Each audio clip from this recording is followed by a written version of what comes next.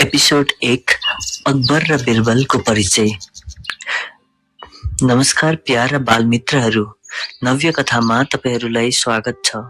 आज हामी सुन्न गइरहेका छौं अकबर र बिरबलको पहिलो कथा, जहाँबाट सुरु हुन्छ बुद्धि, हाँसो र शिक्षाको यात्रा। सम्राट अकबर को थिए? धेरै वर्ष पहिले भारत देशमा एक ठूलो साम्राज्य थियो। त्यसलाई भनिन्थ्यो मुगल साम्राज्य।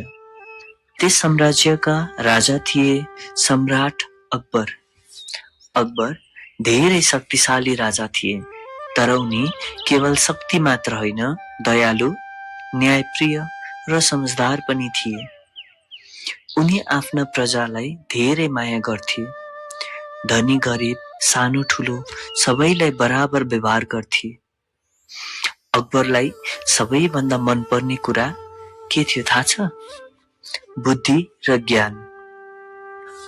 अब बुझौं अकबरको दरबार। अकबरको दरबार ठूलो र भव्य थियो। त्यहाँ धेरै मन्त्री, सिपाही र विद्वान मानिसहरू हुन्थे।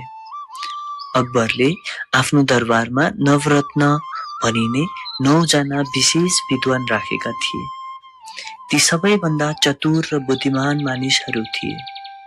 तर ती नवरत्न मध्ये सबैभन्दा फरक, सबैभन्दा रमाइला र सबैभन्दा बुद्धिमान व्यक्ति थिए बिरबल।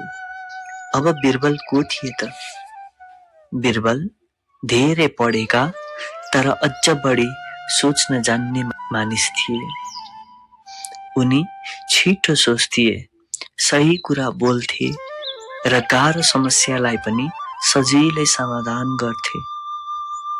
बिरबल सधैँ सत्य बोल्थे, तर कहिल्यै कसैलाई दुःख नदिने गरी उनी समस्या समाधान गर्थे।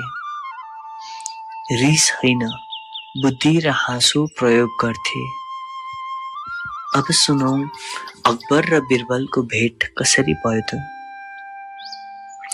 एक दिन अकबरको दरबारमा एउटा गाह्रो समस्या आयो। धेरै मन्त्रीहरूले प्रयास गरे, तर कसैले पनि समाधान निकाल्न सकेन। त्यसबेला बिरबलले सरल र चतुर उपाय बताए। अकबर निकै प्रभावित भए। त्यही दिनदेखि अकबरले भने, बिरबल, तिमी मेरो दरबारका सबैभन्दा बुद्धिमान व्यक्ति हौ। त्यसपछि बिरबल अकबरका प्रिय मन्त्री मात्र होइन, सच्चा मित्र पनि बने। बुद्धिको खेल। अकबर कहिलेकाहीँ बिरबलको बुद्धि जाँच्न अचम्मका प्रश्न गर्थे। अचम्मका प्रश्न सोध्थे, जस्तै संसारको सबैभन्दा ठूलो कुरा के हो? सबैभन्दा छिटो के हो? सबैभन्दा शक्तिशाली के हो? सबै मन्त्री चुप्प लाग्थे, तर बिरबल मुस्कुराउँदै सधैँ चतुर उत्तर दिन्थे। त्यसैले दरबारमा हाँसो पनि हुन्थ्यो, शिक्षा पनि हुन्थ्यो। कथाको सन्देश। प्यारा बाल मित्रहरू, यो पहिलो कथाबाट हामीले के सिक्यौं त? मुख्य गरी हामीले 3टा कुरा सिक्छौं। पहिलो, बुद्धि बलभन्दा ठूलो हुन्छ। दोस्रो, राम्रो सोच्ने मानिस सधैँ अगाडि बढ्छ। र तेस्रो, राजा भए पनि बुद्धिमान मानिसको कुरा सुन्नुपर्छ। आजको लागि यति नै। अर्को कथामा हामी सुन्नेछौं संसारको सबैभन्दा ठूलो कुरा के हो। तपाईलाई आजको कथा कस्तो लाग्यो? कमेन्टमा लेख्न नबिर्सिनुहोला। नव्य कथालाई लाइक, शेयर र सब्स्क्राइब गर्नुहोस्।